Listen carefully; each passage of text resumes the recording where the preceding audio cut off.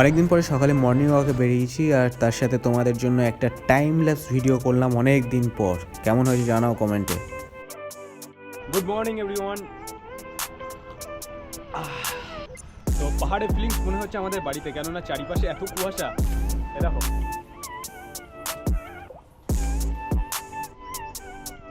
পাহাড়ে এরকম চারিদিকে কুয়াশা কুয়াশা থাকে না, সেই জন্যই বললাম পাহাড়ের ফিলিংস আমাদের বাড়ি। আগের দিন যে নারকেলগুলো বসানো হয়েছিল তার প্রত্যেকটা থেকেই দেখতে পাচ্ছি সুন্দর করে বেরিয়েছে, সবগুলোই চারা গাছ হবে। আপলোড করে নিলাম আমার মিনি ব্লগ।